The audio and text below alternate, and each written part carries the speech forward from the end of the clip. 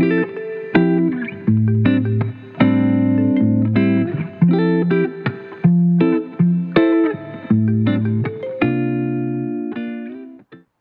right. Well, good evening or good morning, everyone, depending on where you might be. This is Mike Hander checking in with Betsey Sarris from United by Adoption today. Welcome, Betsy. Thank you so much, Mike. I'm so happy to be here with you. Thanks for joining us. Please introduce yourself to the audience and tell us what you do. Okay. Well, greetings, everyone. At United by Adoption, we provide a range of services and resources to assist adoptive parents in navigating the world with greater ease. Our offerings include valuable resources on cultural sensitivity, understanding the intricacies of transracial adoption, as well as an impressive collection of recommended books and podcasts related to our cause. Um, First and foremost, as part of that is offering coaching services to adoptive parents. Honestly, I firmly believe that our mission to make this journey of transracial adoption smoother for all families involved, especially ensuring a bright future for children of color within our families. We eagerly anticipate this important work together. Um, so I'm very happy to be here, for this the beginning of this very meaningful journey. That's wonderful. Thank you for sharing that with us, Betsy. Can you tell us how did you get into this or what made you start this service? My children are currently 20 and 21 years old. One adopted initially from China at 6 months of age, and then my son later when he was 3.5 years of age, and he was born in Guatemala.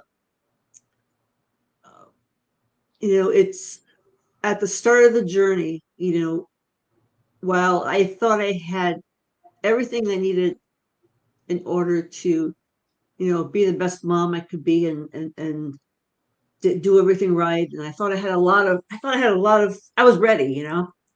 Um, so there were a lot of things along the way that I missed. Um, and just to fast forward your question, when my daughter came home after her uh, first year at college, she came home, for summer break. When she came to me when we were in the kitchen, and she had a very sullen look on her face. And I was like, honey, what's the matter? And she was quiet. And she shared with me this, that, Mom, I need to talk to you. And I have to say that you weren't there for me when I was a kid. And to myself, I'm like, I wasn't there for you. How? We were dinners every night together. I went to everything. And what she meant by that was that I didn't understand the difficulty she was experiencing. I didn't tune into that. And as, a white person all my life, I didn't really understand the challenges, intricacies, uh, microaggressions that happen, occur for people of color. And when she shared that information with me and we talked a little bit more, I was devastated, as a parent. And that's the last thing you ever want to hear. And so, I took it all in, and what I did say, we really did, the best we could. We thought we were doing things right, but I hear you. And what can I do? And, and if anything at this point, um, but that question really wasn't for her. It was for me. What can I do? But in the meantime, I gave her a huge hug because she was very tearful. and it was hard for her to say that too. So she has so much courage, and I give her so much credit. And I just hugged her and hugged her. And I decided at that point that no, this can't be how our story ends, with you just saying, Mom, you didn't get it, and me saying, oh, I'm sorry. I didn't want to go there.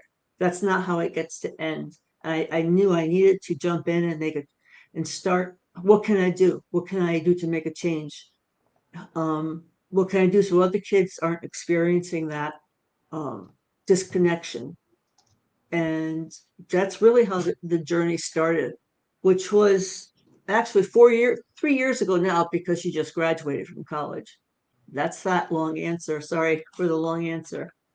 A really personal journey for you. So it came from a personal place, a personal motivation as a transracial adoptive parent yourself. And I understand you also have another child that you adopted of a different race. You were pretty skilled yourself, though, because you were a juvenile probation officer, right? Yeah. Yes, for 22 years.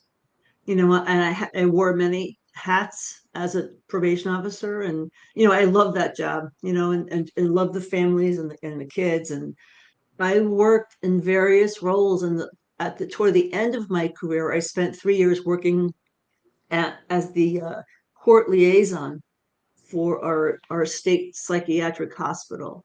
So we're, kind of being a gatekeeper for the the kids coming in from the court, that were ordered for 30-day evaluations.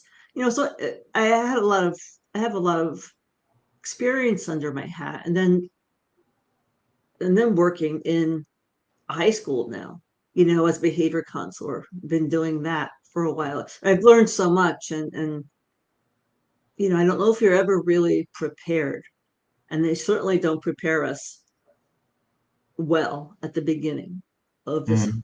in a transracial adoption journey. Um, And as you explained to me, that they also don't provide aftercare services once you adopt the children. They have a few visits at your home, but they don't really provide any assistance with the integration or with the parenting. Is that right? yeah, that's correct. They care. They're great people. They really cared about how everything was going, and they came in. There were, I believe, 2 visits within a year's time, and basically to say, how's it going? Everything okay?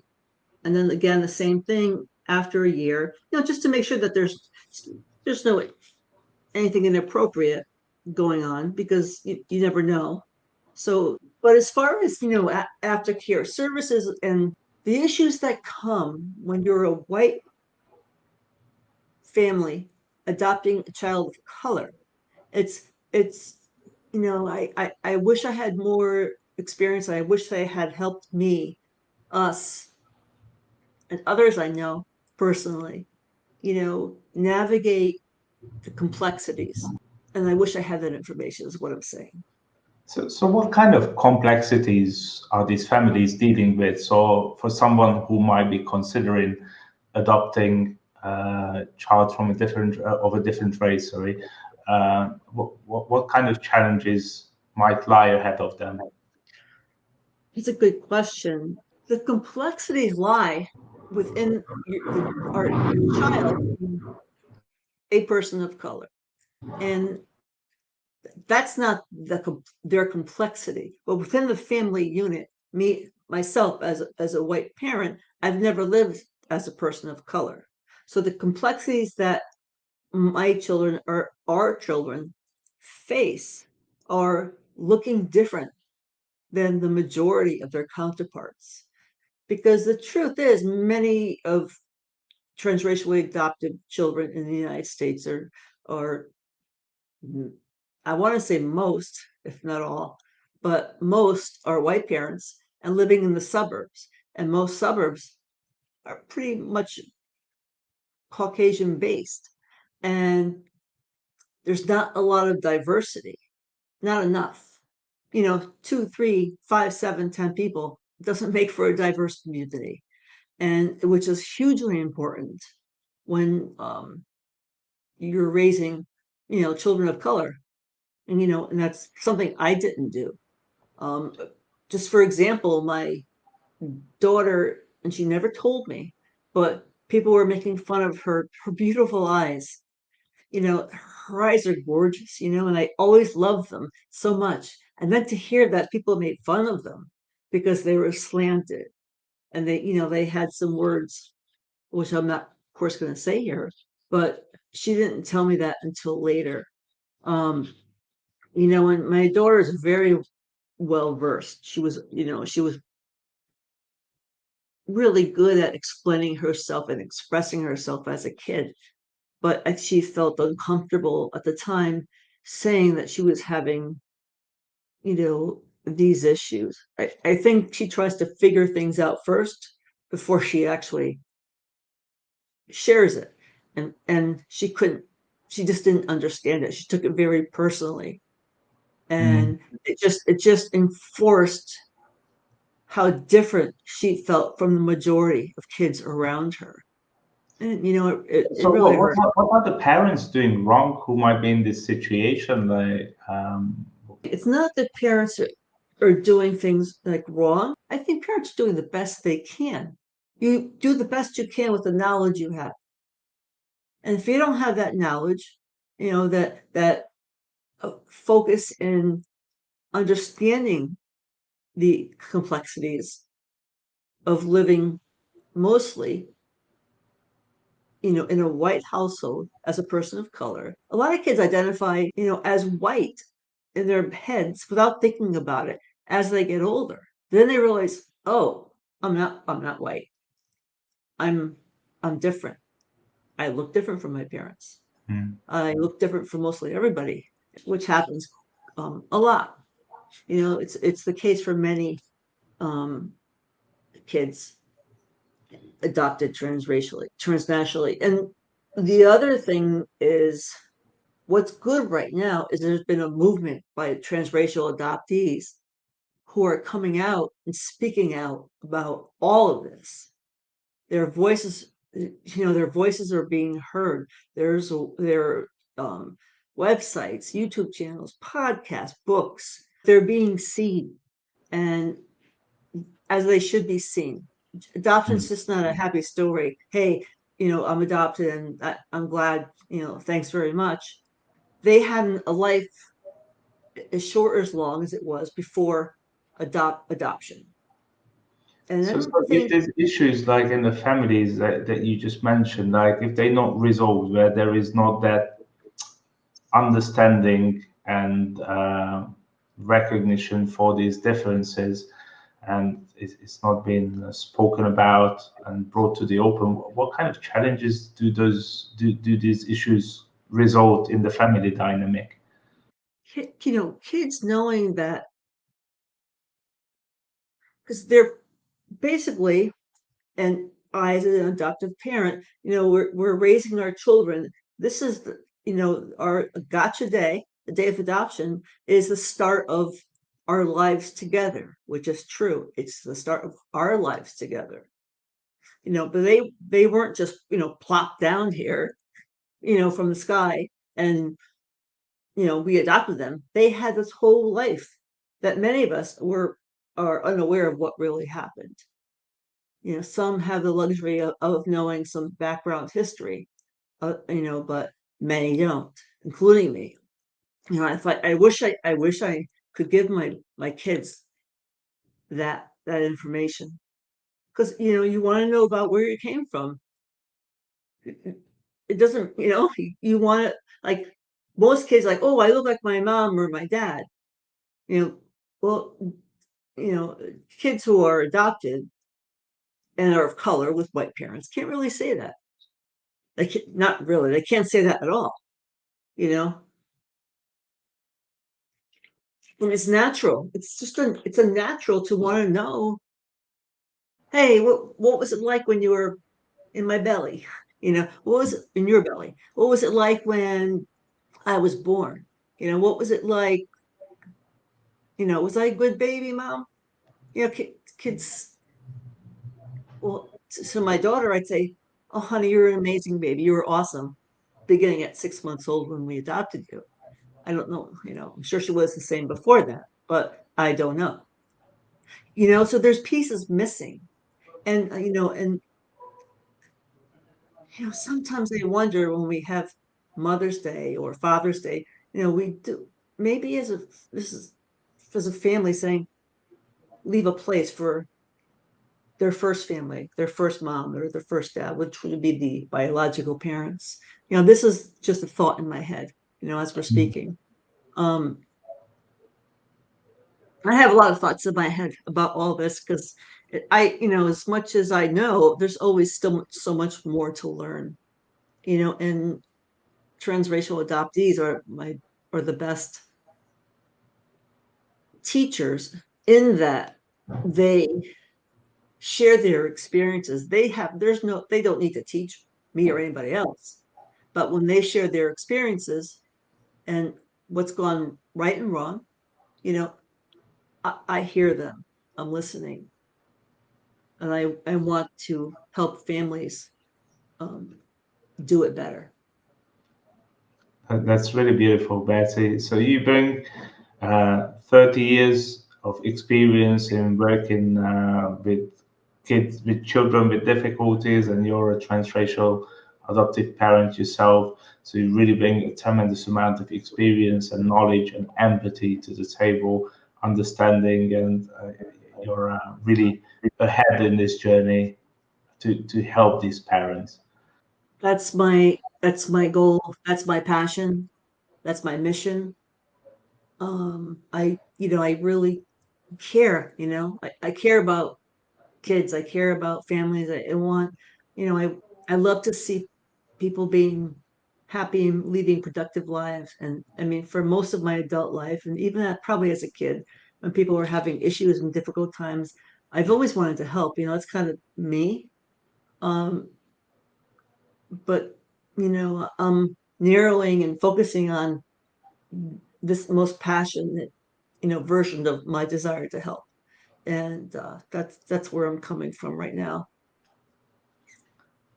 Well, thank you so much, Betsy. So, if anybody needs help as a transracial adoptive parent, please do reach out to Betsy. Where can people find you, Betsy? They can go directly to unitedbyadoption.com. Um, UnitedByAdoption.com. yes, yep. And they can also reach me via email um, at Betsey@unitedbyadoption.com.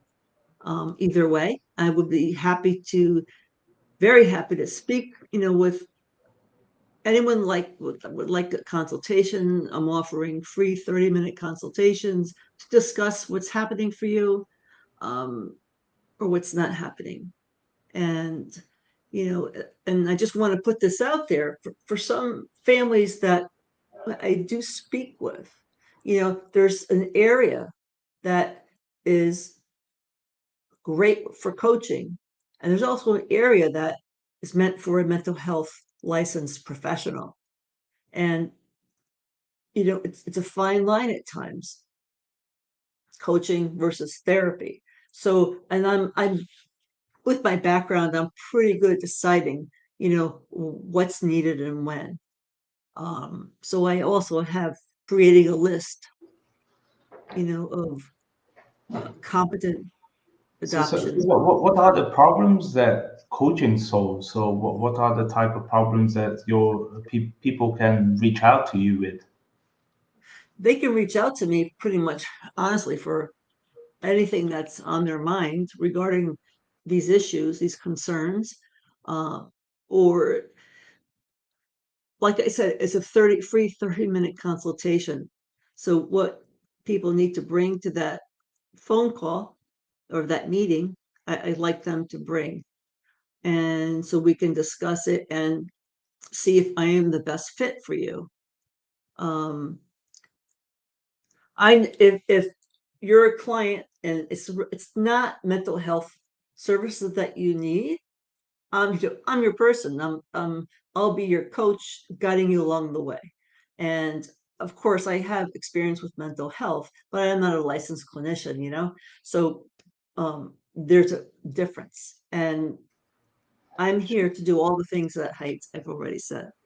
Sure, but can you give us a couple of examples of the issues that you can solve through the coaching that fall under your competencies? What kind of problems might these families be Absolutely. experiencing? Absolutely. Like concerns about, when your children, you're sitting around the table and how they're um speaking about their day, or what they're saying and what they're not saying, you know, coaching people on the What issues they're of, not saying? yeah, sometimes you have to really read what your child is not saying when they don't say anything, and there's always more. um and that to answer that question, that really comes with, I would have to speak with the parent to hear their particular situation. um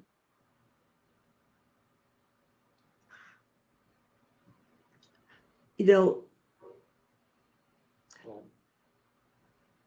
what I offer is really understanding what kids go through living as a person of color. And since I've studied it so much, I've lived it through my children, and and also my son doesn't say a lot, but my daughter is very eloquent in the way she shares and speaks. And so I have a great understanding of some of those issues. So basically, I help parents navigate the for example, microaggressions that their kids experience or might experience. And the microaggressions really are when someone says, "Oh, your eyes are so skinny," or "Your eyes are why are your eyes like that?" Or like to an Asian person, "Oh, your people started COVID," or "you must like eating Chinese food every night." It's like little things. Sometimes they come off as funny, but they attack the person. And if let's say you're black, and it's just, people saying, "Oh, what do you want? Watermelon for dinner? Are you having watermelon?" It's and ha ha, but it's really not funny. I imagine this causes harm in the children over time, and they start to devalue themselves, which can later result in different behavior issues, rebellious behaviors, and maybe even being drawn to the wrong crowd in some cases. Yeah, it really affects their identity. They're feeling different, and they're feeling um, maybe not enough, or they're Mm. feeling they're not as important as other kids. There's really no one around like them, and one or two or three kids doesn't cut it. And Betsy, I understand you co-authored the book as well, where you wrote more in detail about this journey of yours. Yes, actually, I did. I actually have it behind me. It was called Can you Awakening the show us? Amazing. Please show us. Yes, it's called Awakening the Amazing in You. And I was one of 13 co-authors. And this journey, though, this was my story was about something I had written in college and while I was in journalism classes. And so the bottom line is my father died when I was a year old. I never met him. I never knew what it was like to hear his voice or hug him. He was the unknown. But I had the good fortune to be able to travel to Greece, every few years to meet his family and spend time. So just think about it. I had that chance to see what he was kind of like, and they would tell me about him. So this was a huge loss to me, which I write about in my story and how it affected me personally. But take this desire to know my birth father, and to be, I was even mad that he, like, why'd you have to die, Dad? So could you imagine how a child who is adopted, who has no knowledge whatsoever of their biological family, feels? So Mm.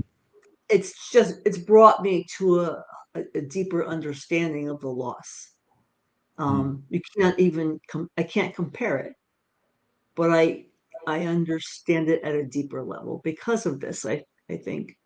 That's why you became such a wonderful, empathic person, and became able to help all the children you did throughout your professional career, and now the transracial adoptive families as well. Well, thank you, Mike. Thank you I so do. much, Betsy. I appreciate you joining our podcast and for sharing your journey and your experience. Once again, if you're a transracial adoptive parent, please book a free consultation with Betsy at unitedbyadoption.com and see how she can help you with the challenges you might be experiencing. Thank you, Thank, everyone. Bye. Thanks, thank you Betsy. so much, everyone. Thank you, Mike. Take care. Bye Bye. bye.